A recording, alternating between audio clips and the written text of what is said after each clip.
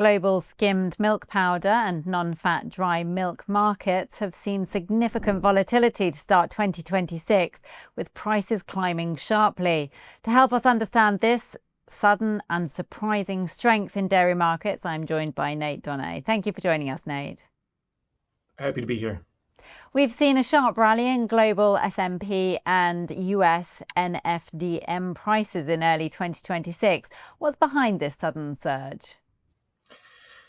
Well, like with most big price moves, there's probably a couple of different contributing factors. Some of those things we can clearly identify during the heat of the moment, and some of them we probably can't identify until later. But certainly the outlook for skim powder production in the US has shifted lower with milk going to other dairy products.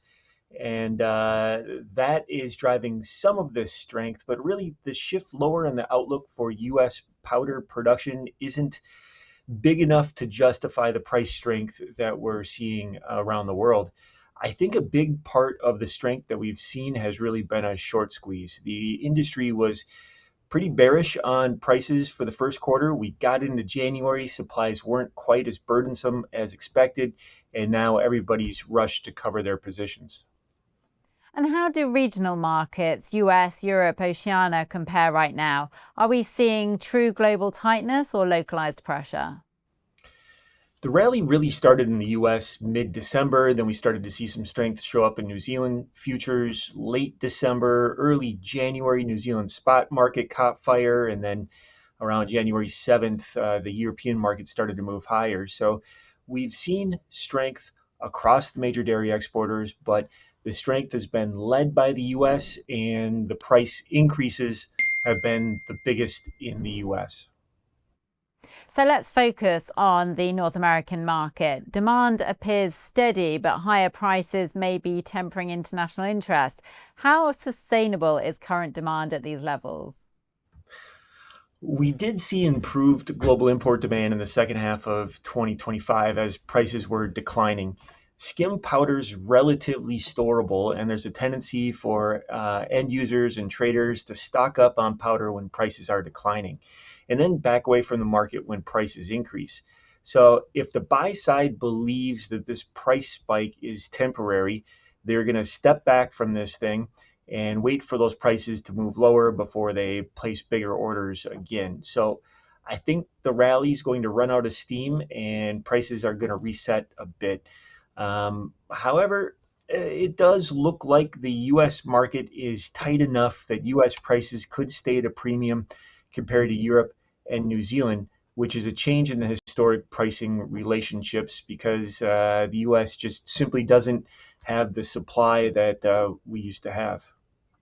And production patterns are shifting, with more condensed skim milk reportedly being diverted elsewhere. How significant is this for powder supply? Right.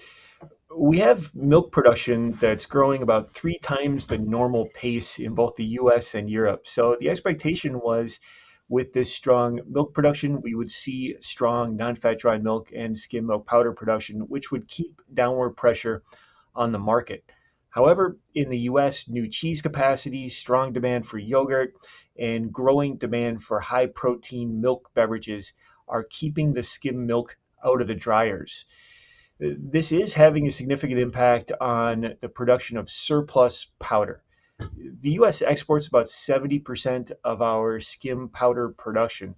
There's certainly going to be enough powder for the domestic market here in the US. There's going to be enough powder for our largest export destination, which is Mexico. But shipments to the rest of the world will probably continue to tighten during 2026. The other destinations that we typically send this product is Southeast Asia and the rest of Latin America. I think the drop in shipments to those other destinations is going to be around 50,000 tons in 2026. Now, that's out of a global market for imported and exported skim milk powder. That's about 2 million metric tons a year. So this is roughly a 2 to 2.5% cut in the availability of exportable powder for 2026. That's it's a decent hit, but it's not a massive hit. And with milk production and skim production growing in Europe and New Zealand, I think they're going to be able to fill that gap. And looking ahead, do you expect volatility to persist? Yes. Prices probably got too cheap relative to the fundamentals in December. Now, with the short squeeze, prices have gotten too expensive relative to the fundamentals. As this short squeeze unwinds, as this short squeeze unwinds and supply increases seasonally in the northern hemisphere, we should see price levels pull back. But I don't think they're going to pull back to where they were back in December.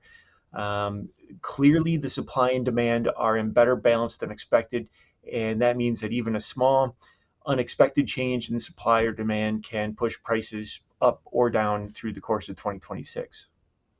Well, thank you. You've given us plenty to be watching out for. Thank you for your time, Nate. Thank you. For more videos like this, please do like and subscribe.